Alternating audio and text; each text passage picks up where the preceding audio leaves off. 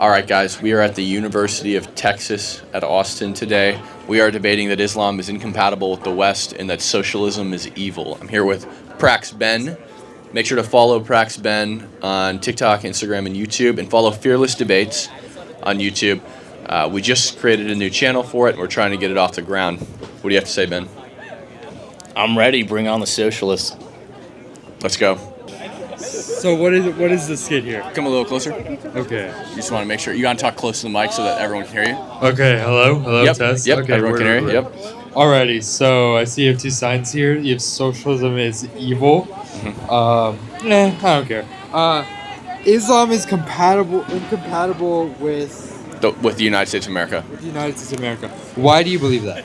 I believe that the Quran and the Hadiths order people, Muslims, to do things that are in direct conflict and contradiction with the laws of the United States of America. Like, for example, the Quran calls for men who have disobedient wives to strike and beat those wives. The Quran calls for jihad against disbelievers, to slaughter and strike at the necks of disbelievers, things you can't do in the United States of America, and thus our laws and our society is in direct conflict with Islam.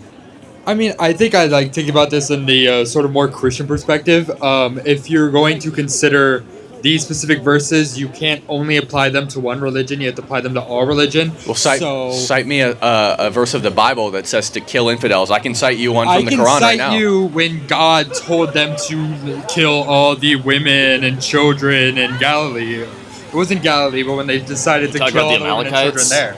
Say that again? You talk about the Amalekites? Yes. Well, in this context, you're looking at ancient Near Eastern text, and you are looking at ancient Christian text as well. Well, it's not ancient Christian text. Christianity didn't exist at the time.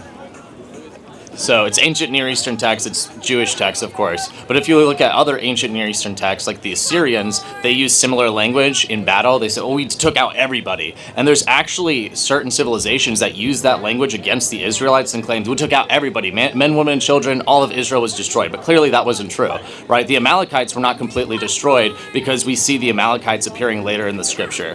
This is like a very metaphorical thing. It's very common in war texts. You do not see the same thing in the Islamic text because we actually see historically, we have tons of historical records that they did these things, right? I mean, if we were going to simply talk historically, we have all these historical records that Christians did things, whether it becomes the Crusades, whether it be also looking at descriptive things as opposed to prescriptive things, right? So if you're describing a battle where lots of people were killed, that's different than giving a direct order in the Quran that says... Well, I just cited you a direct order that God gave the army, and yet you apply it saying that is a metaphor, but in the Quran it is not a metaphor. Yeah, we know it is because the Amalekites appear later in the scripture, right? But if you look at what the actually did, you don't see this where they just spared people. They tried to wipe out all the infidels. For example, Surah Muhammad, chapter 47, verse 4. So when you meet those who disbelieve, strike their necks until you have inflicted slaughter upon them. Surah Al-Baqarah, chapter 2, verse 191 and 193. Kill them, the disbelievers, wherever you find them, and expel them from wherever you find them. I could also Google Christian verses that incite violence. Okay, so pull some up. Okay, I'll Google some right now. And please use the New Testament. Please use the New Testament. Yeah. Teachings of Jesus. Teachings of Jesus. Okay, I mean... You're not gonna find any teaching. You're not gonna find Jesus ever calling for violence, so that would be a waste of your time. It's loading, but at the same time, I will say that we are talking about Islam. Islam is a religion. It is very old. So is Christian. Most people here are Muslim. Are people. Fantastic time. There are friends. There are students. It is not American to say that Muslims and Islamic people do not have a right to be here. I'm not saying they don't have a right to be here. I'm just saying they don't have a right to practice Islam to its full extent. Like, if you just look at what the Quran orders them to do, as to those women on whose part you fear disobedience, not even that they have disobeyed, just you fear disobedience, admonish them, forsake them in bed, and strike them. Right? You can't do that in the United States of America. You're not going to be able to fully practice Islam in the U.S. because you can't kill infidels, you can't hit your wife, you can't force your wife to have sex with you. That's spousal rape. It's illegal. You can't harm gay people. Things you cannot do in the United States of America. So you're not going to be able to fully practice Islam. I mean, but we look about in this when you talk about fundamental Christian beliefs. When you talk about Christian beliefs, there's been historical violence that also has done it, as well as Islam. I feel like if you hyper focus, not following Christian prescriptions. Though. the Pope has. I mean, but if you look at the Crusades, the central figure has caused many. The Crusades were defensive. The Crusades were not defensive. Yes, they were. How are the Crusades They're absolutely defensive. You can read historians like Rodney Stark. These are Muslim people living on the land, living on the Holy Land, allowing for pilgrimage. How is the Crusades a defensive act when people from Europe are leaving on boats to go into the Middle East? So the Crusades were not all about the Holy Lands. It was not all about the Holy Lands. It was because the Muslims were going into Christian land. Almost all of the land that Islam occupies today is historically Christian land. They were going into the Christian land. Ethiopia was a Christian land, okay? But now, it's lots of Muslims, right? Well, how'd that happen? Conquest. Large chunks of Spain was ruled by Muslims. That's Europe. Large chunks of Europe were ruled by Muslims. Muslims took millions of European Christians as slaves. That's why the Crusades happened. I mean, when you're talking... The Holy Land is not historically a Muslim land. Arabs, the people who founded Islam, come from the Arabian Peninsula, right? Not the Levant. Which is a lot closer than Europe. The Arabian Peninsula is... It's not the Levant, that's for sure. It's hundreds of miles away. That's a non sequitur. That's a complete non sequitur. The Christians were going to defend the Christians that were being enslaved. The Arabs took over these lands from Jews and Christians. It's interesting because it is both sides do these things. Christians enslaved Muslims, whether you talk about the slave trade, whether you talk about actual historical evidence. But when you hyper-focus on a Muslim, the slave trade was contrary to Christianity. That's why Christians abolished it. All of the largest abolitionists... All of the abolitionist movements were led by Christians. The abolitionist movements were led by Christians. In the Bible. Furthermore, the Bible does not call for you to take disbelievers slave. The Quran does. It says specifically wherever you find infidels, if you cannot kill them, secure their bonds and take them prisoner. See, once again, you have Bible verses that say how a good slave should act, how you should act under slavery, be kind to your masters, be this. But you give sort of the Bible sort of this credit where you go, oh, they're just saying that for the time, but you will not prescribe that same perspective for Islam. All right, I want you to actually draw the parallels. So if you look at the Bible, you see a time where lots of people were slaves, and they're being told, here's how to do good in your life, okay? Here's how to do good in your life if you are a slave. Whereas if you look at Islam, they're being explicitly ordered to take slaves who are non-believers. How is that parallel? How is that parallel? I would say it's more like the justification for slavery in and of itself is inherently wrong. And that both these texts do justify slavery to an extent. No. I personally, the saying to be a good slave, to not act, to respect your masters is a justification for slavery. No, it's not. If that was the case, then Christians wouldn't have been the ones that freed the slaves. It was Christians you know who the first abolitionist was? It was Saint Gregory of Nyssa. He was the first person who called for the abolition of slavery. He was a Christian. I would love a Google fact check because the first anti-slave. There's countries that didn't have slaveries in the first place. Google Gregory of Nyssa, first person to. If you think it's wrong, yeah, you Google it. the early church, the Christians went out and they purchased slaves and freed them. And it was a Christian movement. It was Christian nations, the UK, England, and the United States that abolished slavery. This all boils down to the fact that Christianity in a modern societal mindset also does not fit. It doesn't fit with what we believe here. Women here are wearing two different types of clothing. Women here have the right. Christian beliefs. Women here have the right to talk against people. Women here have rights. I feel like. Are you a Christian? I was. Okay. I was. And while you were Christian, did you believe that people can wear two types of fabric and we had to adhere to Mosaic law? Yes, but right now you are arguing like strict verses. Each time you are telling me that these verses of Islam matter and these things, and then I give you a Christian verse and you go, oh, but that doesn't count. No, you're giving Mosaic law. That's not. Christians don't adhere to Mosaic law. Do they adhere to the Bible? Yeah. That is in the Bible.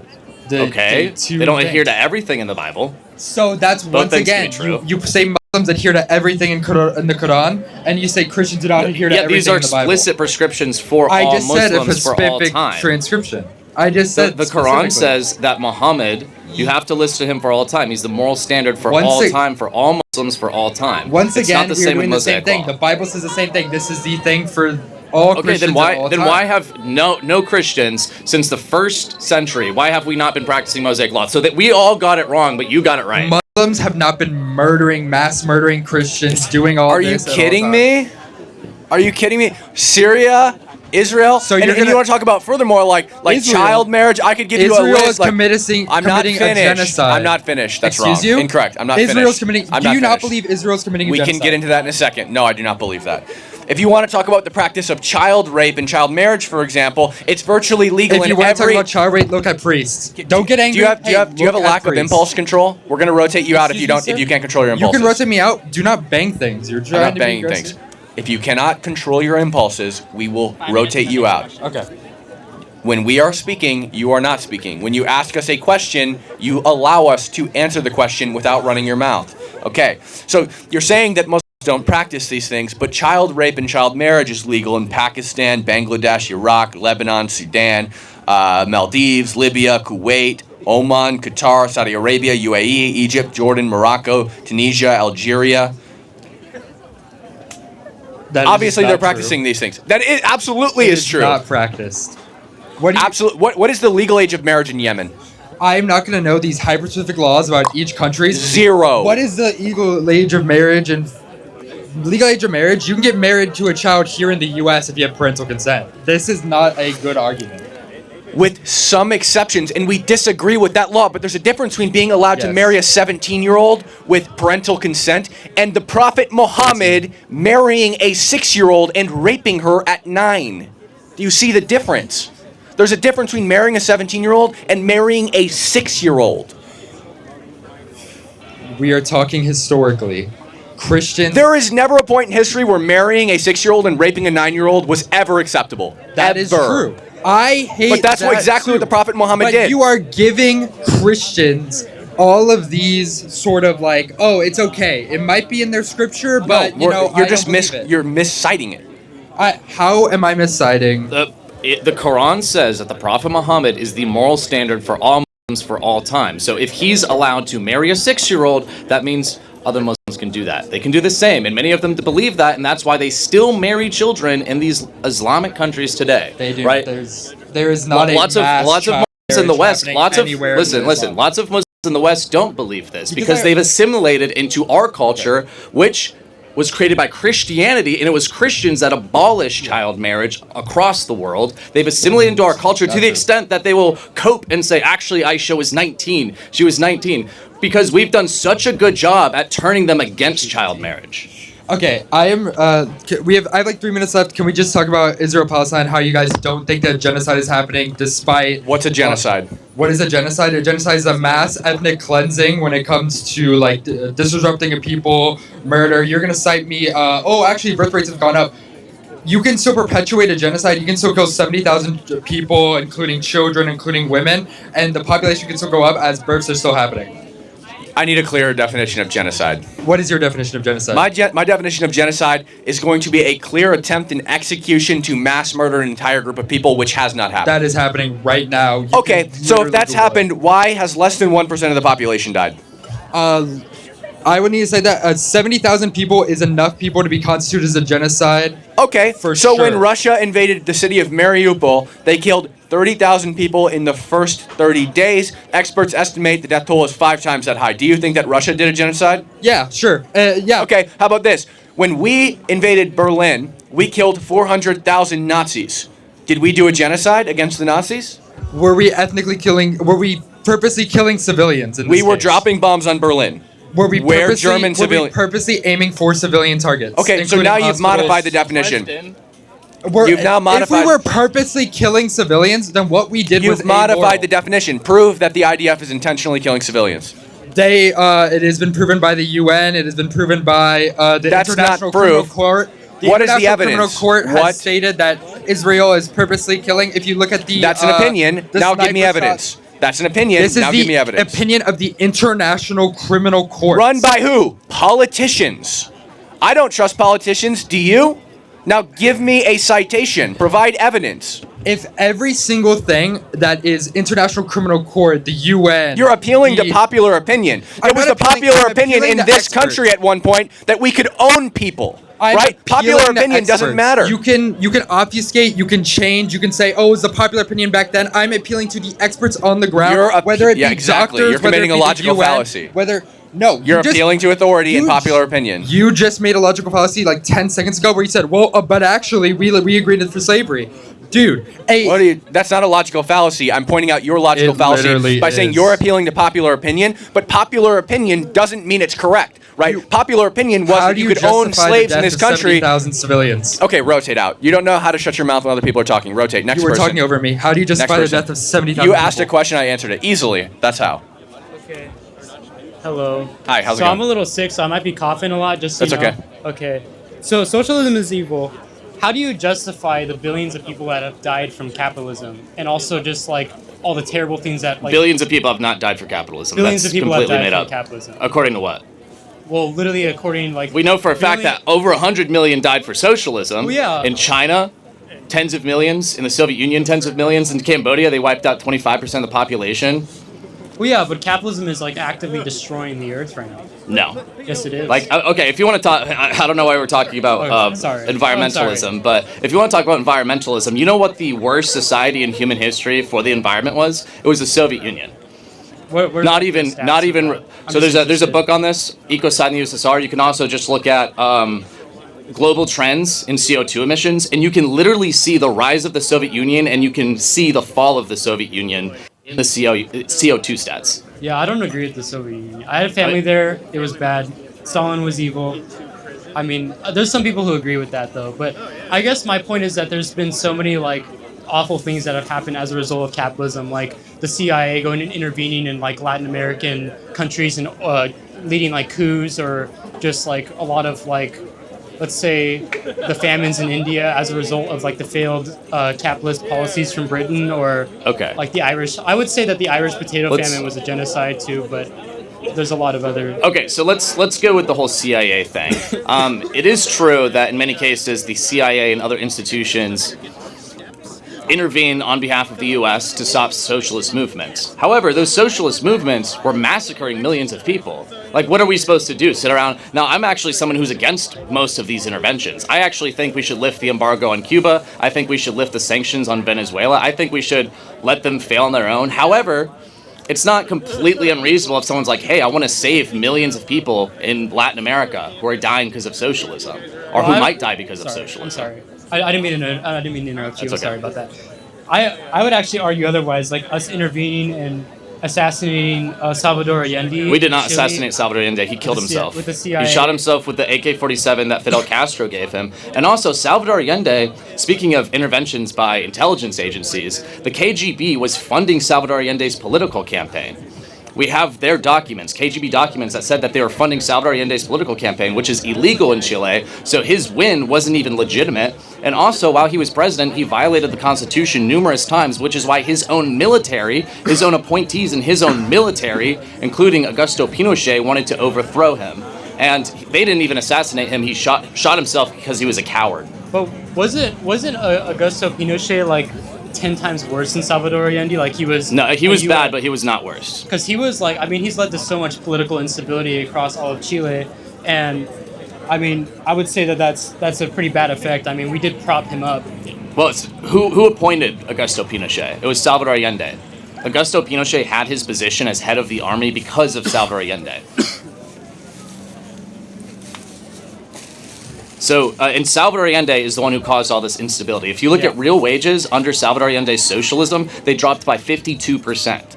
That's why the coup happened, because Chile was miserable. He was destroying the economy with the socialist policies. And that's why Augusto Pinochet ended up taking power.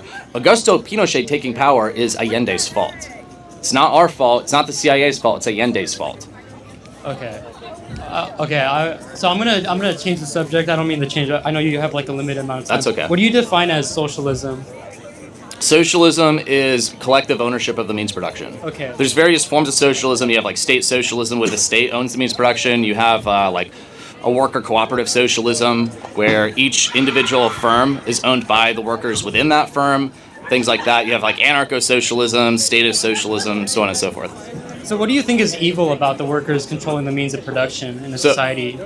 I'll explain it to you. So there's a couple of different things. Number one is the means of production are land, labor, and capital. That's the definition of the means of production. If labor is owned socially, it means it cannot be owned privately, meaning you do not own your own labor. If you can't own your own labor, that is slavery. So socialism necessitates universal slavery on the people under the socialist regime. That's why if you look at the socialist regimes, they wouldn't let people leave. Right? Like the Berlin Wall was built because the laborers were leaving the country, and socialists believe they are entitled to everybody's labor. So if you leave the country, you're taking away what they're entitled to. That's why they stopped people from leaving the socialist countries. Wouldn't you say that there's a kind of a similar like slave-master relationship though in capitalism with like the proletariat and the bourgeoisie? No, you own your labor in capitalism. That's why you're able to get a job, right? You can take your labor, you can go to somebody and say, hey, you can buy my labor, and then they buy it. That means you own your own labor. In socialism, you can't do that. In the Soviet Union, people were assigned jobs. They couldn't choose their job. If they got to work late, they could go to jail. If they didn't work hard enough, they could go to jail. If you do that now, you'll be fired. That's not too fun, but I mean, maybe you should have worked harder. That's not too fun, right? But you still own your own labor. You can still go get another job as opposed to being thrown in jail or being thrown in a gulag. Well, yeah, but I think even with if we go by the actual definition of like a socialist workplace, wouldn't you say that they're still I'm sorry about that they're still owning their labor probably a lot more than they would be in capitalism, because under capitalism where there's like the wage system while somebody is profiting above, while like the workers are obviously driving that business. While most of these, sorry, I didn't mean to knock it. Like under socialism, I would argue that it's a lot more democratic, and it's also just way better for like this idea of workplace democracy. Sorry, my words are fumbling right now. I'll let you respond. Okay, so I mean, first of all, I would love to see an example where socialism worked better for the workers. Maybe you're talking ideally. In that case, if you want to say democracy is something that's inherently good, I mean, that's clearly not the case, right? If you don't want democracy in your house, you don't want people to vote on what you can do in your own house, it's clear that we want small dictatorships in a sense, right? You want a dictatorship over your own body. You don't want people to vote on what they can do with your body. You want a dictatorship over your home, your car, your property. So clearly it's the case that democracy is not something that's inherently good. It can be applied in good ways, like, you know, you're with your friends and you're saying, hey, what do we want for food? Let's vote on it. Nothing wrong with that, of course, right? Or if they want to say to one person, hey, you choose what we're going to eat. Nothing wrong with that. It just depends on the context. So democracy is not necessarily good. Well, in like a democratically socialist workplace, the workers can kind of get together. 2 minutes left. 2 minutes, okay. Can get together and basically like decide on who's doing what in the workplace and work together to sort of reach a goal. And I feel like that's so much more effective than having just workers who are endlessly laboring for, say, $12 an hour and making absolutely no profit from their work, from their hard work. Well, if that's effective, why aren't socialists doing it? Why aren't they starting these socialist companies and outperforming the capitalist ones? Well, because every time any sort of socialist society is tried to be established, the CIA goes and overthrows it. Well, that's not true. I mean, the CIA hasn't always worker existed. co-op. The CIA was established in the 40s. The Soviet Union came before that. We didn't try Well, yeah, to we actually helped. but- We bailed out the Soviet Union during their first famine. We gave them $2 billion. Bailed them out. You had China. We didn't try to overthrow China. Somalia. We didn't try to overthrow Somalia when they became socialists in the 60s under Well, Syed Barre. We actually were sending. I'm so sorry. We went into Somalia in the 90s after the socialist government collapsed. And in China, we were sending troops, and not troops, we were sending military equipment to the KMT. We were helping the Chinese government, but we were helping them far before the revolution happened. And also during the Russian Revolution, correct me if I'm wrong, didn't we send troops to secure the Trans-Siberian Railroad? It was to secure weapons. It had nothing to do with like overthrowing the Bolsheviks, though. Sorry, one last closing statement. I don't really have anything else to say. I'm sorry, I keep coughing, but y'all have a good day. You did what? Yeah, we're gonna sue you. Like, we work with the Trump team. We're all students here. Like, be careful, and we're recording. Like, be careful what they're saying. So come on right up to the mic. I have a question before recording. Are you showing our full recording, or are you just like putting cuts in it, like editing it? We post the whole thing. We post live. It's like 2 hours. It's live right now. It's live. On a YouTube uncut. Yeah, we've been doing this for 3 days. All the live streams for the past 3 days are up on YouTube in their entirety. Fully. We don't make any. You can't make any cuts.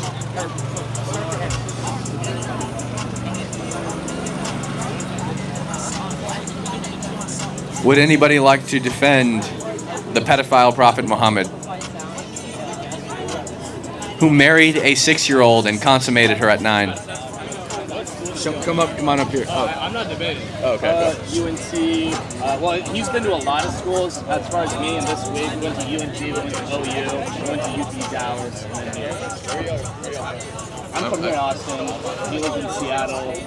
Lance over there. Our other guys are all over the place. If you want. Sorry? What school do you guys go to? If you want to say that. None of us are currently in school. But we have 2 UT alumni.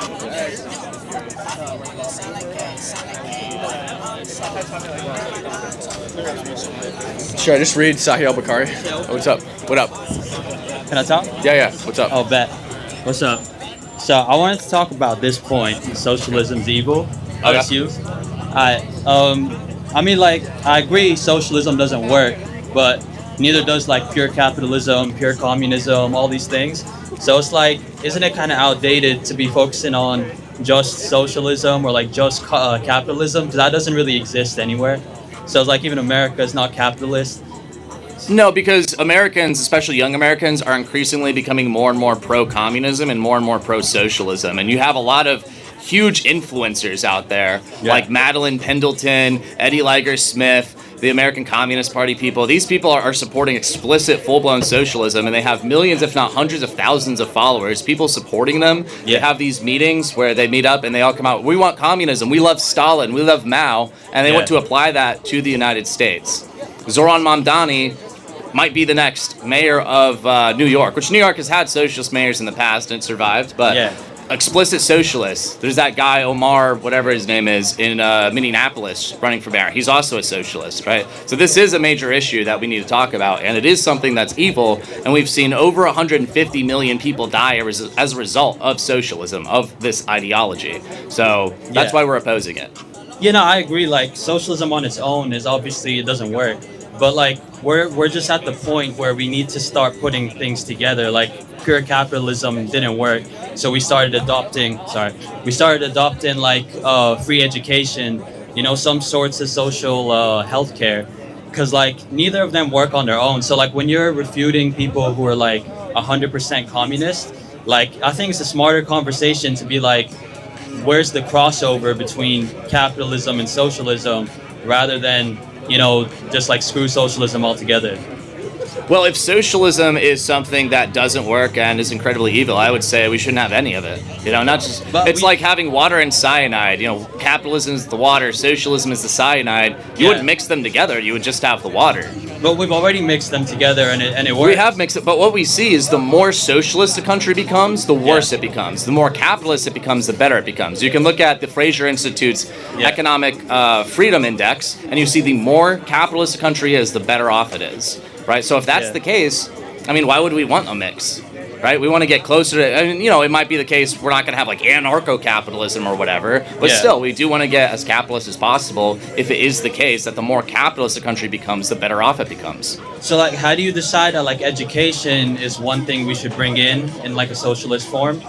But like, I think we should abolish the Federal Department of Education. It's been a complete disaster. It was established in the 1970s, and there's nothing good that comes out of it. But would you keep it free, education? I mean, it's not free. We pay for it with our property taxes. But that's socialism.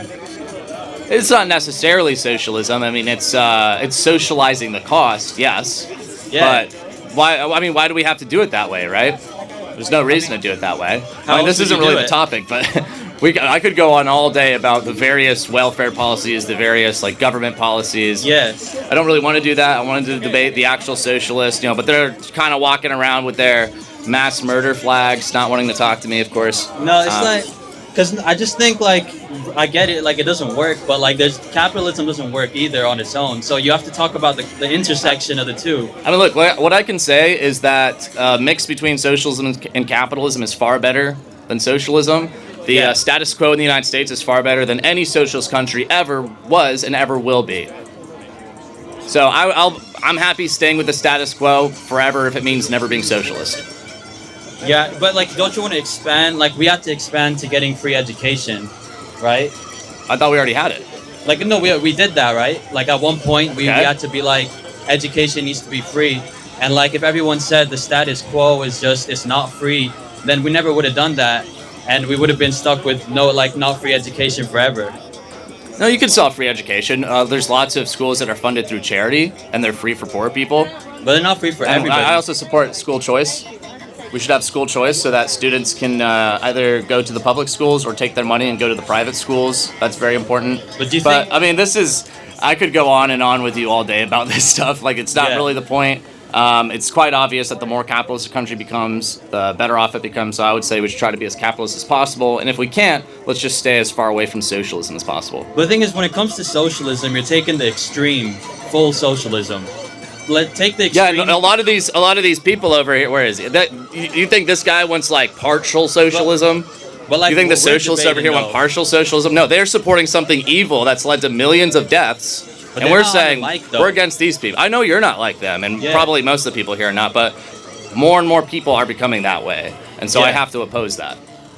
Right, but like, if you say it's evil, not you. You're saying it's evil. Like, I'm pointing at that guy. This guy right here. He loves mass murder. But look, it's the extreme. Raise your hand if you want a hat. Hold on, look. So that's the extreme of socialism where you're saying it's evil, because the extreme of capitalism is also evil. But neither of them on their own are actually. Why would it be evil to support private property rights?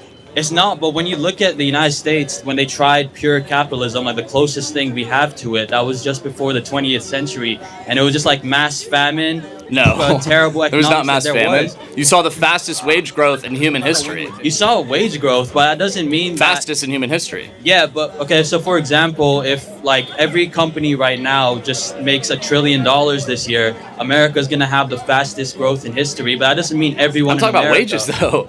Yeah, but that also doesn't mean everyone in America got those benefits. Because when you're looking at average person national, yeah, but look at the poverty rate in America. It was declining drastically in that period. If you're looking at like averages and like the national data, that doesn't tell you like enough about everything going on. That's why eventually we had to make changes. We wouldn't have done it without that. Even if you want to talk about inequality, in the during the Gilded Age, there was less inequality than there is today. That's not true, bro. It absolutely is true. Vincent Galloso, he's an economic historian. He has recent papers published in the past year showing this. Oh, wait. Oh, you're talking about economic disparities. Yes. Okay. I mean, I can see that. Yeah. I can see that. I'm talking about like income inequality. Yeah, because capitalism is what's going to drive growth. Socialism, like aspects of it, will like make sure that growth is devised amongst more people. Well, socialism grows like a cancer, so it is pro-growth. But you could agree. You said like some aspects are needed, like education, for example, and like. I'm not saying that. You said. I say we should have as little of it as possible. As little as possible. Yeah. Okay. Where do you decide where that is? We keep going until we can't go anymore. And what? Please. Does anybody else want to debate? Hold up. You saying? I'm not like trying to get ready. I'm just like wondering if we don't really have a line formed. All right, hey, thanks for coming up. I just don't want to. We just want to like talk to as many people as possible, you know. All right, but cool. Cool talking to you. How's it going? I want to ask him why he supports mass murder. They're throwing acorns and shit at us, so just like be aware. There's fucking people over there. I've been here. One person. Pardon me. But wasn't it feudalism that was a big problem with the Soviet Union? Like the inorganic use and distribution of like resources rather than just communism itself? You had these. sorry, keep talking over you, but these okay. these dictator type figures who were poorly managing the resources with inorganic, like non-price based economy, then it was people were starving. Like there was a massive misuse of resources in the Soviet Union. Thomas Sowell talks about this. Yeah, no, I mean, Thomas Sowell does talk about it in Basic Economics, and he cites it was published in 1989. It was written by two Soviet economists. It's actually called The Turning Point. But yeah, I mean, what you're saying is true, but all of that necessarily happens from the socialist movements. I mean, this happens every single time socialists take over countries because, all right, now they want to get you have to get rid of the price system because you're getting rid of private property. When you get rid of private property in the factors of production or the means of production, you no longer have prices because you don't have the private property owners buying and selling things with each other, right? So prices go away. You can't have prices under a socialist system. This is called the economic calculation problem. Ludwig von Mises wrote a book about this in 1920. He's actually a much better economist than Thomas Sowell, as much as I love Thomas Sowell. But all this stuff necessarily happens as a result of socialism. Perhaps.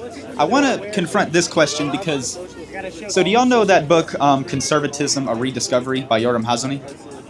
It's a book, so... No, I don't. Okay, so he presents an opinion in there regarding conservatism that I actually thought was very, very smart and very, very true in regards to many things. But he states that conservatism at its core is the ability to recognize the empirical fact that we live in different layers of our life. We live in families, localities, communities, states, countries, and we can divide ourselves from our country to have pride in that. The recognition of those layers, I bring that up to recognize layers, that different systems work at different scales and mixed levels of, effectiveness. So perhaps, I don't necessarily think that any form is completely able to be put out in that same way.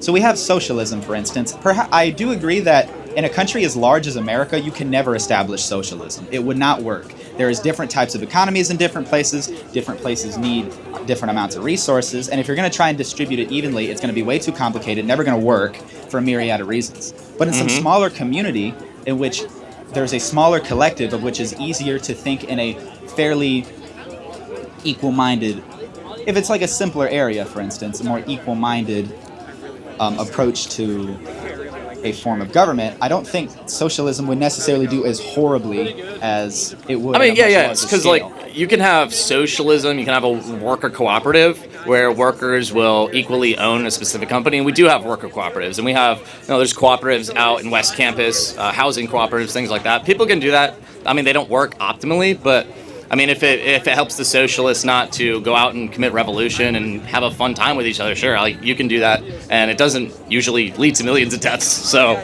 I don't really have a problem with that. I don't believe in Marxism, just because I think there's a level to that which is just not defensible. It has a good, there's good intentions to it, right? But it just kind of ends up it eats itself effectively. Yeah, I gotcha. You abolish these. For me, though, I feel like the ability to recognize that socialism can work in different scales in different areas would not necessarily dictate that it's an evil belief. I mean, there's people socialism does necessitate an actual economy. So you can say, it's a socialist worker cooperative, but you're kind of using the term loosely because they're still relying on private businesses. They might get a private business to build their building. They might buy materials from the private business, buy paper that was produced by a private business, so on and so forth. So they're still entirely reliant on capitalism, which is why I would be hesitant to say this is socialism working or this is socialism being not evil. Does that make sense? In a sense. But we got people waiting. I appreciate you coming up and being well read and everything. Thanks. But you have a great day. How's it going, Ghostface? Nice to meet you. Ben, nice to meet you. Both y'all. I just wanted to say that this is going to be just debate, no arguments, no nothing. I'm not into anything personal. I just wanted to say, what makes socialism evil? Socialism necessitates slavery because it collectivizes the means of production, which is land, labor, and capital. If you collectivize labor, that means you can't have privately owned labor. So I can't own my own labor, you can't own your own labor. By definition, that's slavery if we can't own our own labor. So socialism establishes universal slavery, thus it's evil because slavery is evil. Socialism has been proven effective in countries such as Spain and Norway whenever they have less tax cuts on billionaires. Countries such as what? Norway and Spain. They've been proven to have. Norway and Spain are not socialists. Norway has They have privately social- owned means of production. They have socialist programs that are in it. So we have welfare programs as well. That doesn't make us socialist either. Yes, I understand that, but MAGA is also decreasing tax cuts on billionaires. That's not true. So if you look at Trump's Tax Cuts and Jobs Act, the lower class actually received the largest tax cuts. People making $15,000 to $50,000 a year received an average tax cut of 16 to 26%. People making $50,000 to $100,000 a year received an average tax break of 17%. People making $1 million a year received an average tax break of 4%. So Trump is cutting the most in the highest proportion of taxes for the people making the least amount of money. So what you're saying is talking point that's repeatedly regurgitated by people on the left, but it's just not true. It's fundamentally false. People making the least amount of money are receiving a higher tax break, not just a little bit higher, but by at least 5 times over, right? So it's not true. And also, you mentioned Norway. Norway is one of the most capitalist countries in the entire world. It rates the highest on the Economic Freedom Index, not the highest, but one of the highest countries on the Economic Freedom Index, which just measures how capitalist a country is. Norway actually rates higher than us in capitalism. So they're actually more capitalist. Okay. I'd also like to point out with education. I can't hear it. I'd also like to point out with education, socialist countries who utilize education. It's not true. Socialist countries and former socialist countries are the lowest on the Human Development Index, which is the UN standard for how well off a country is doing. It takes into account things like standard of living, how much money people are making, education, etc. I just wanted to ask, can you name me a country as well? Because Germany also does follow socialist programs. Vietnam is sub 100 on the Human Development Index. China is extremely low in the Human Development Index. Laos is one of the lowest countries in the Human Development Index. Cuba. Just because there is good and bad doesn't mean that it necessarily makes it all bad itself. I can hardly hear you, but name me a country that is socialist or former socialist that is above 50 on the Human Development Index. All the capitalist countries are above 50.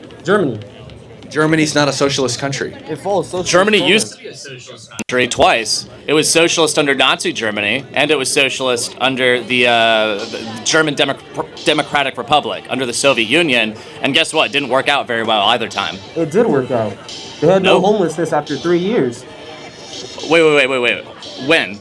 In Nazi Germany. I don't... Wait, so you're saying... hold up. You're saying Nazi Germany had good economic policies. They did.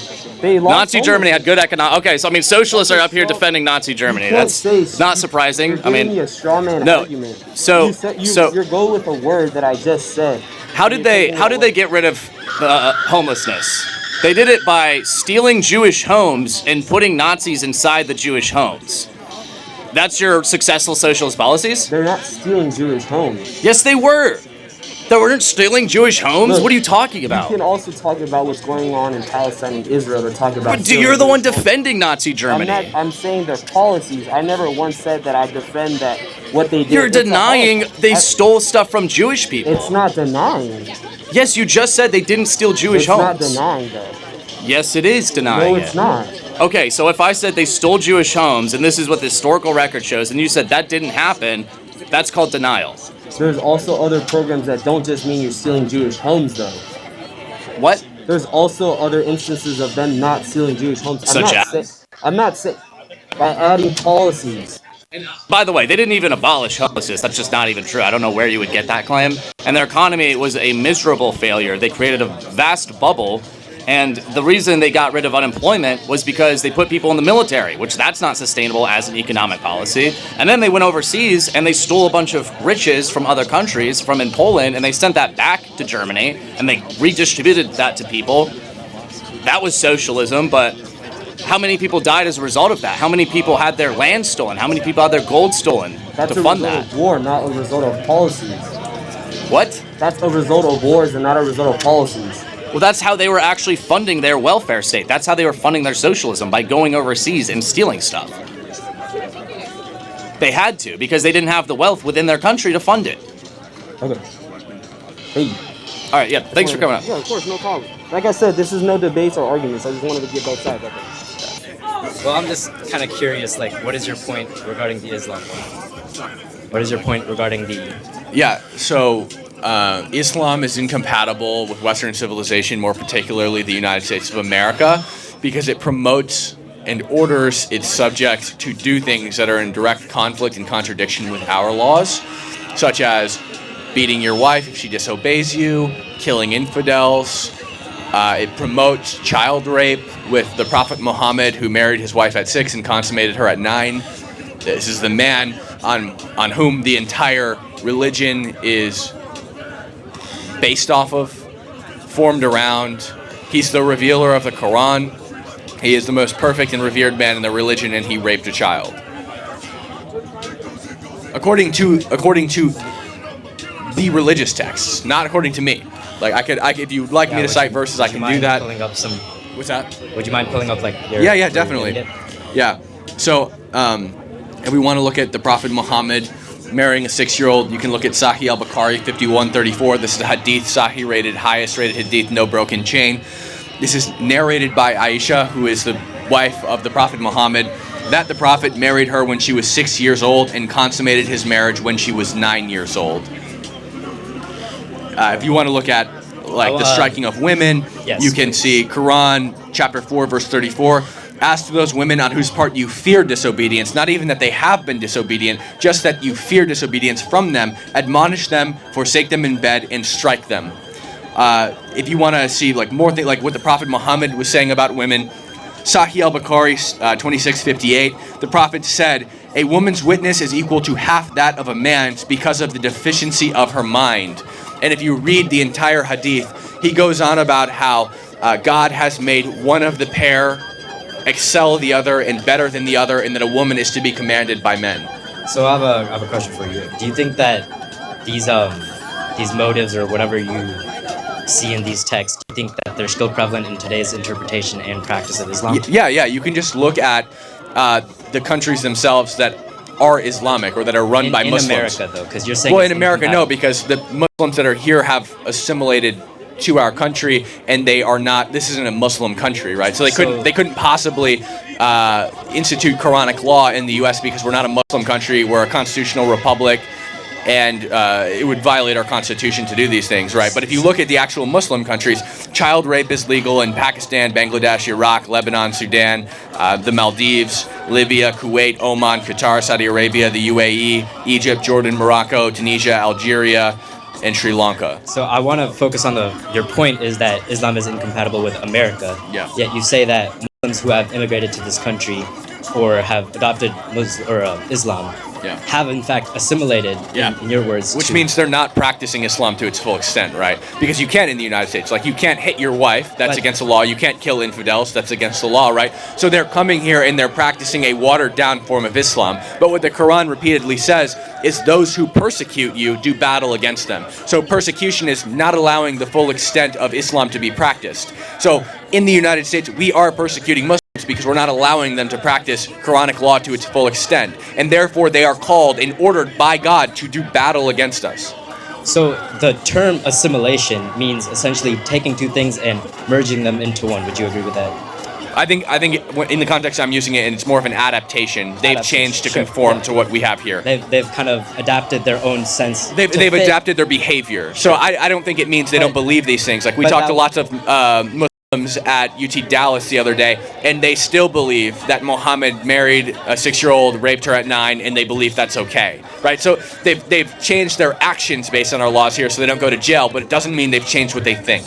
But the idea of Islamation does mean, in fact, by definition, that Islam is compatible, does it not? That's not.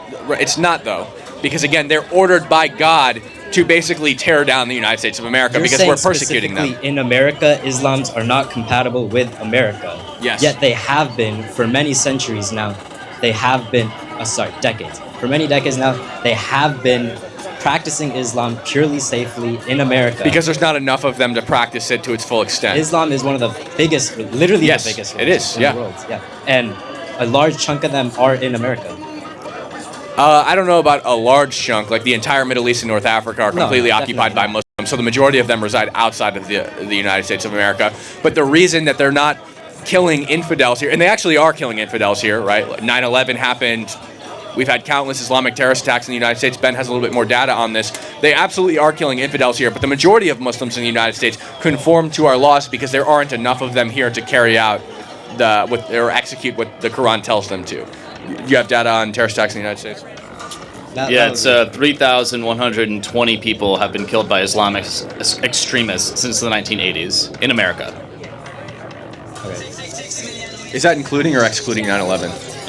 Including. It was it was nice hearing you guys' points about classes. Thank you. I appreciate it. Have a good one. Thank you. Can you tell me what it's 1%?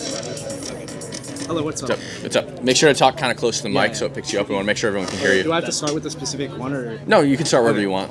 I'll start with socialism. Can you define what socialism is and Yeah. what the difference is between socialism and communism? Socialism is the collective ownership of the means of production. It's an economic system. Communism is defined by Engels in the Principles of Communism as the doctrine of the liberation of the proletariat, and Marx describes it in a very similar way, not as a system, but as an ideology or a philosophy. So it's the philosophy of Marxism. Okay, next word is evil. Can you define what evil means in the context of socialism? I mean, I feel like that's a little silly. We all know what evil means. No, I don't think it's that silly given on a governmental scale. You have to look at it on a macro scale. What means evil? Because we can all agree that things like killing is wrong. Socialism is an economy-wide thing. It's not a macro thing, right?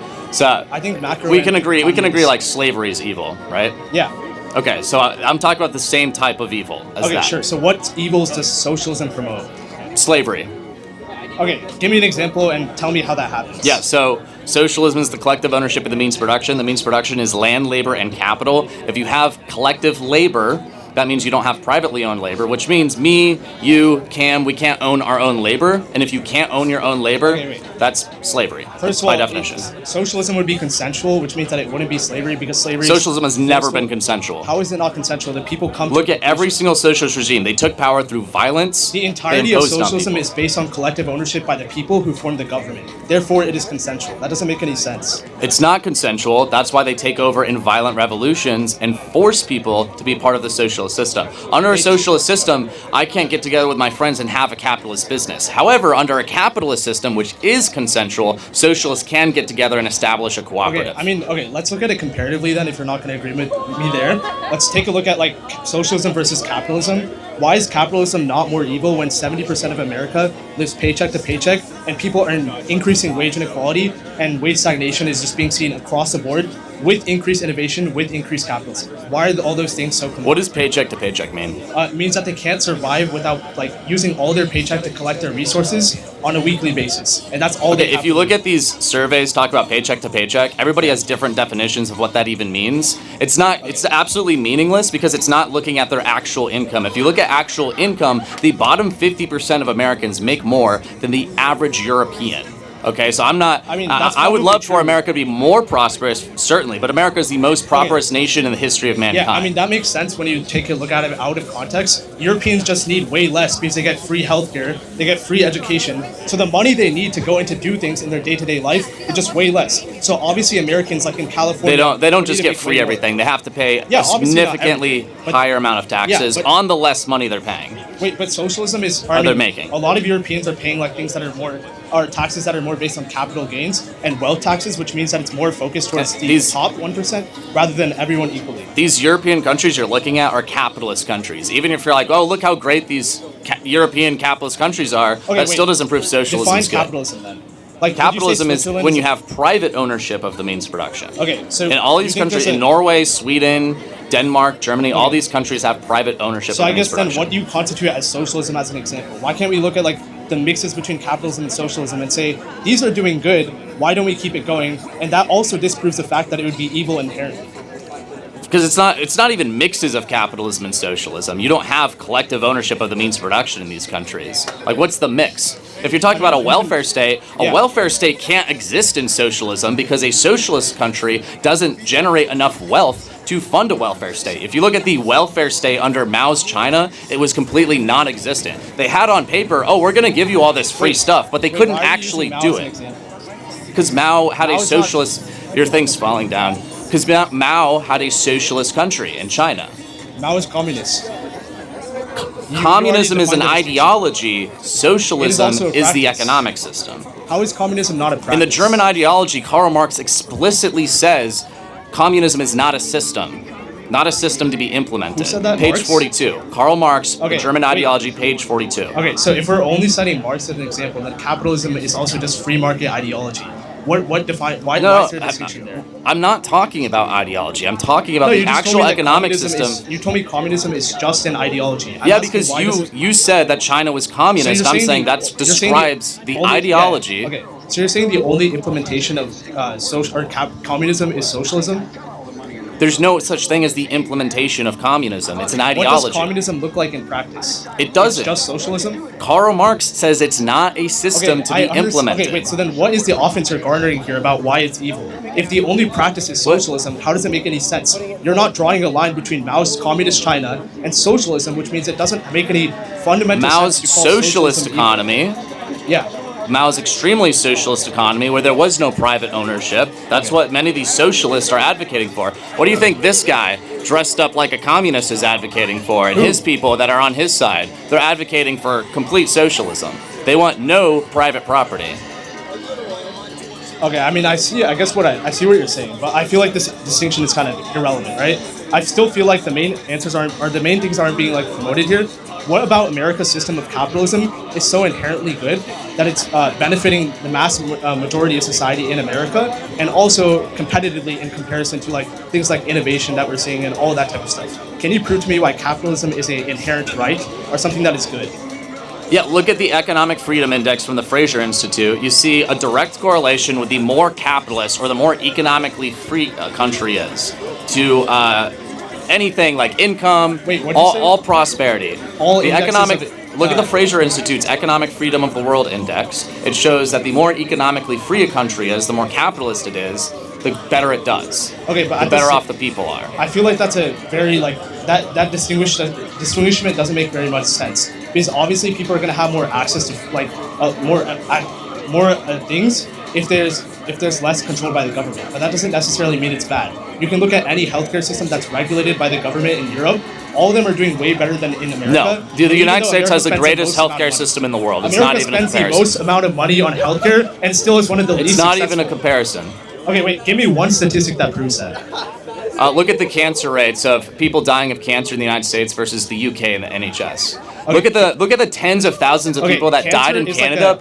Hold on. Look at the tens of thousands of people who died in Canada in the past several years. There's reports on this in Canadian media because they could not get access to the healthcare they needed because there was long wait lines. There are tens of thousands of Canadians crossing the border, coming to the United States, also source Fraser Institute, coming to the United States because they can't get access to healthcare in Canada. It's free, but what's the use of it being free if you can't see the doctor? What's the use of being free if you have to wait years to get surgery? You know why rich Canadians come to America? It's because they have the disposable income that they don't have to spend on everyday necessities to come here and seek healthcare. And get better healthcare. Yes, they have more money so they can come to the United States and get better healthcare. The problem with American healthcare is that it only benefits people who actually can afford it.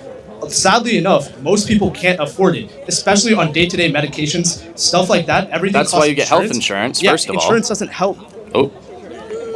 That's why you get health insurance, first of all. But, I mean, there's lots of ways we can actually make our system more affordable. If you look at the past, when did U.S. healthcare start becoming more and more expensive? It was after we implemented the socialist welfare programs, Which right? one are you talking about? Healthcare The Affordable before Care FDR. Police officers told us to stop using amplified sound. I got it on recording, but for now, just stop using amplified sound. And they also talked about the invited speakers, so you guys might have to leave. Just turn the speaker off. You take it. Oh, hold on, let me ask. Yes, turn the speaker off. How long are you all here? One sec. Wait. Keep it on for just 1 second. What am I going to say here? I am sure that there are lots of people on this campus who are not students of this campus. There are lots of people tabling and spreading their ideas. We are going to be removed because our position is unpopular, and that's what's going to happen. Okay, turn the sound off. Yeah, the Texas politicians who hate you students, they passed SB 2972, which hurts all of you, including this leftist, including the Muslims, the Christians. Look up SB 2972. Your politicians hate you. You should contact your politicians and tell them that you're not happy with SB 2972. I would also like to note that we are being restrained from using amplified sound as somebody sat here on a bike protesting us for 2 hours with amplified sound. Actually, this is just like straight up unfair enforcement of the law. The law is meant to be enforced. I've already explained it to you. But how is it? They've asked you nicely. They've already explained it, okay? But do you agree that it's unfair enforcement? It's not. How is it not unfair enforcement when somebody who protests us sits there with amplified sound and we're being told to leave? That was prior to me getting here. Had we seen them with that amplified, we'd have the exact same conversation with them. Okay. This continues. Like people are smoking. Like that's also banned. Why isn't this banned?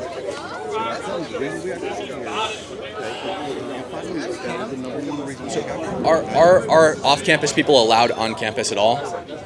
Only with permit. You need to go and turn that off. So if I wanted to go for a walk down the thing, am I allowed to walk on campus? Yes. Okay, so what is it that I'm doing as an off-campus person that is wrong? Promoting the expressive ideas. Promoting the expressive ideas. That is where it goes. Okay. So you have to have a permit from the university. If you have that permit, you're more than welcome to do it. So what if I like walked up to campus and talked about my ideas? You'd have to clarify that with the dean of students right here. Okay. We'll clarify that. There's off campus, like Yeah. So right here in front of the stairs, you'll see a little medallion in the ground. Okay. That is the perimeter of campus. Perfect. So literally, you can set up in this area where your table would fit with the amplified sound. Be aware that if it's loud enough to bother the buildings right there, even off campus, we can ask you to turn it down. Yeah, totally. Right. So we are. Obviously, people who do not attend this school are allowed on the campus. It's public campus, yeah? Correct. Okay. So for First Amendment activities, that's what we're doing wrong. Yes. Okay. It has so to be. Around and said my ideas as I'm walking up and down the campus. Do I get removed from that? Yes. Just for being expressive. Just for saying my opinions on campus. Yes. Wow. Yes. Okay. You could, if you walk around with like your hat on, you can literally walk around, attend these other events. If you're essentially not trying to cause. But isn't this an expressive activity? I'm doing my First Amendment right here with this hat, and I'm an outside person. We allow it. Okay, so what is it that we're doing here that's different from me walking around doing expressive activities? You're actively engaging in expressive activity and But debate. if I was to walk on this campus with this hat, that's an expressive activity. Yes. What is the definition of an expressive?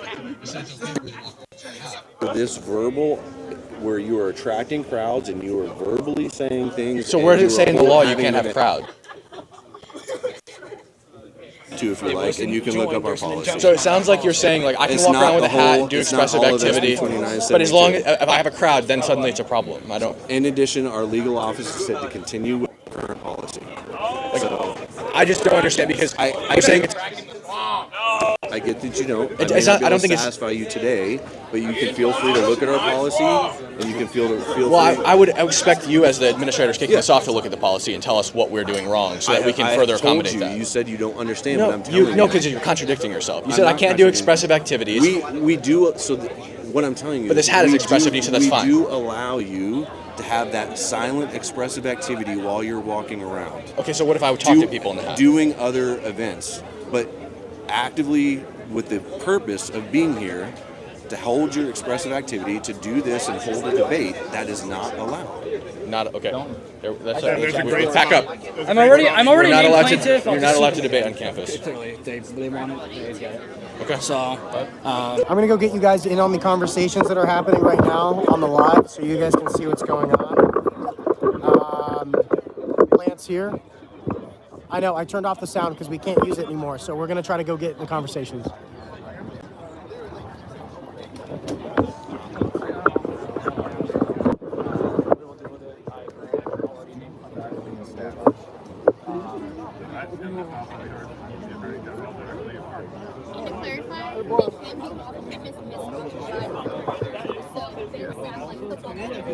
Also like to note that we are being restrained from using amplified sound as somebody sat here on a bike protesting us for 2 hours with amplified sound. Actually, this is just like straight up unfair enforcement of the law. Yeah, so actually the law is meant to be enforced. That you can do this. Is that like where Mike is? Mike. Yes, 24th. That corner is also a good corner. Okay. But.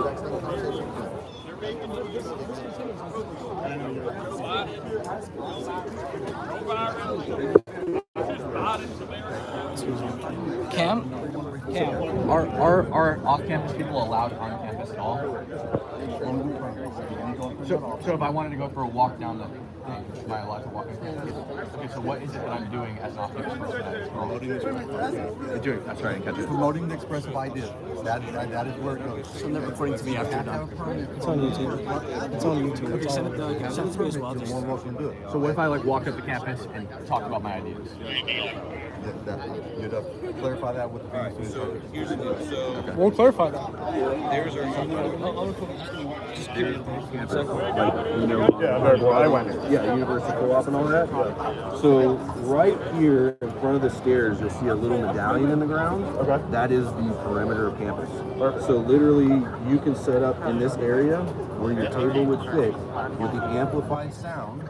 Be aware that if it's loud enough to bother the buildings right there, even off campus, we can ask you to turn it down. I have a question. So we are off-campus people.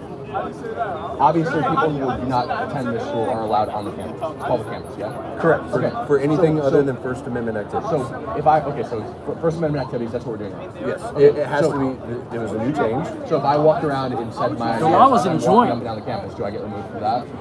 Yes. Just for being expressive. Just for saying my opinions on campus. Wow. Yes. Okay. You could, if you walk around with like your hat on, you can literally walk around, attend these other events.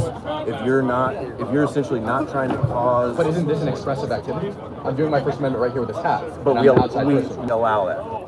Okay, so what is it that we're doing here that's different from Because walking you're on campus? actively engaging in expressive activity and But debate. if I was to walk on this campus with this hat, that's an expressive activity. Yes. What is the definition of expressive activity? We are saying for this for this verbal, where you are attracting crowds and you are verbally saying things. So where does it say in the law you can't have crowds?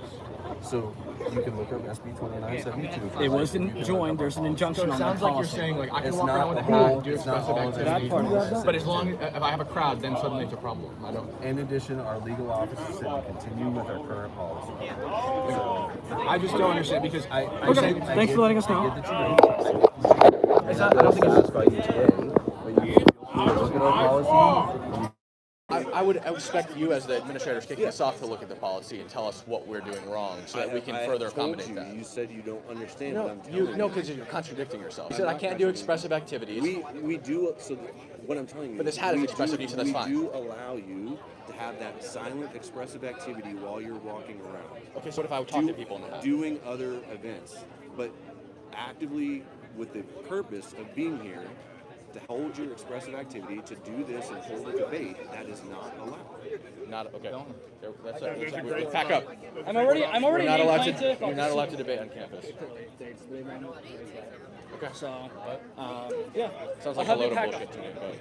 They're talking to. I guess we're gonna pack out. What do you want this? Throw them in this box.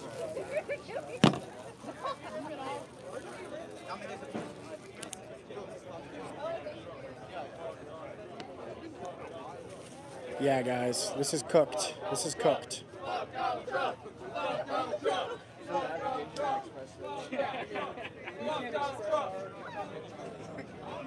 Yeah, they're screaming F Donald Trump over there. They were throwing acorns at me earlier. Yeah, they were throwing acorns at me. One of them hit my head. So.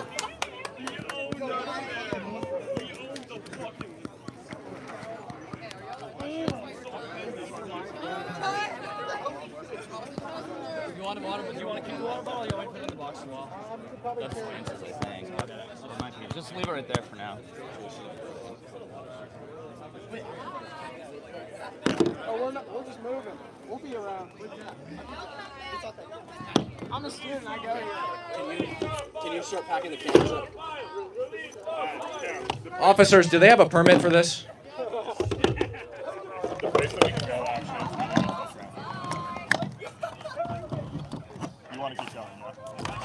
It seems as though a counter-protest has formed against us. I don't think there's a permit for it. There is no permit. University won't grant us the permit.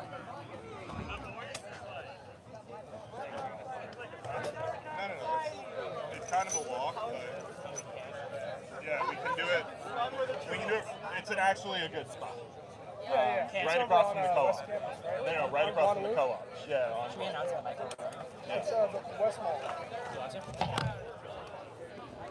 We're going to be moving this just across campus, across from the co-op on Guad. You care enough to be here and protest, so.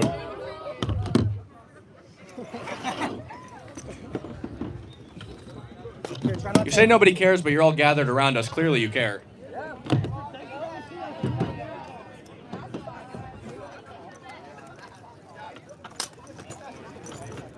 Young conservatives are texting on Instagram, guys. What's up?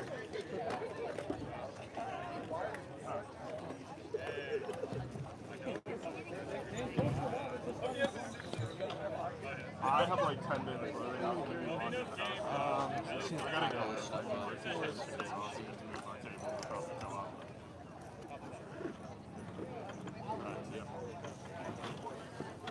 Man, I'm gonna call you guys.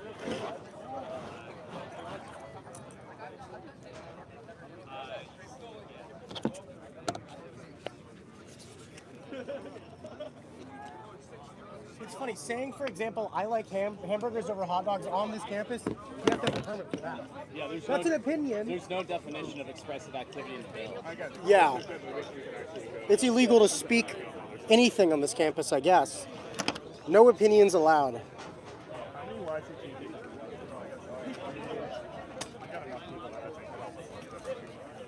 Spin that off.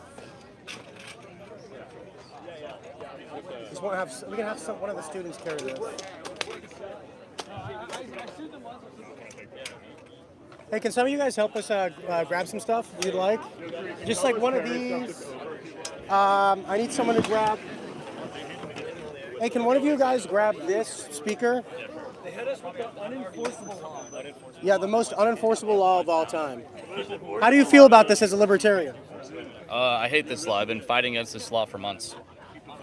It's freaking dumb. I was at the Capitol building when they were passing it. I looked it up. They explicitly enjoined the part of the law that restricts invited speakers. Okay, zip that up. This time it's going to be a damages lawsuit. Can you carry this? Yeah. That'd be great. This is right here. Bean, can you grab that? That was already here. The box? It's really not that. I carried it all the way down. Okay, Is there water and shit on this? No. Someone Okay, No worries. Have a good one. What do you say? Are any of you guys reapers? No, we're not. we have 2.5 juice. 2.5? What do you mean half? You're the half. Are you the half? You're the half. Okay. Here, let's carry the table down. You don't want to fold it right? Do we have everything? Lance, okay, you have the other mic. I'm keeping the live. Alright. Guys are going 2 blocks this way. We're gonna need to plug it into the generator at some point. You don't have to hold that.